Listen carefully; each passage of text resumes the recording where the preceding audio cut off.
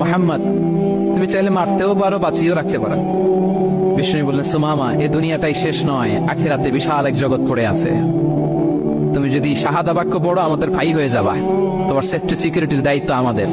আমরা তোমরা সবাই মিলে এক। তারপর একে একে বিশ্বনবী তার সাথে ইসলামের সৌন্দর্যগুলো তুলে ধরলেন।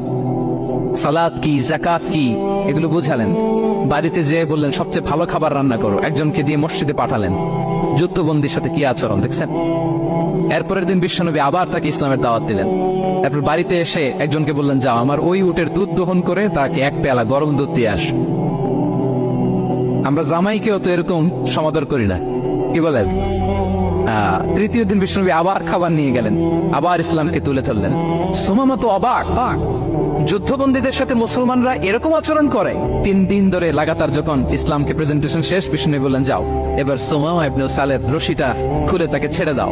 সাহাবারা বললেন, বলেন কি ইয়া রাসূলুল্লাহ, ভয়ঙ্কর, বিশ্বাসঘাতকতা করবে, মেরে ফেলবে আমাদের। বিষ্ণু বললেন, না, আমি যা জানি তোমরা তা জানো, ছেড়ে দাও। সুমামাকে ছেড়ে দেয়া হলো। সুমামা বের হলেন মসজিদ থেকে। ফিরে তার ভূখণ্ড, তার এলাকা ইয়ামামাতে তিনি গেলেন না। মদিনার মসজিদে নবীর পাশে খেজুর বাগানের পাশে তিনি অজু করলেন, গোসল করলেন, অজু করলেন। এরপর ফিরে এসে বিশ্বনবীর সামনে দাঁড়িয়ে বললেন, আশহাদু আল্লা ইলাহা ইল্লাল্লাহ ওয়া আশহাদু আন্না মুহাম্মাদান আবদুহু ওয়া রাসূলুহু।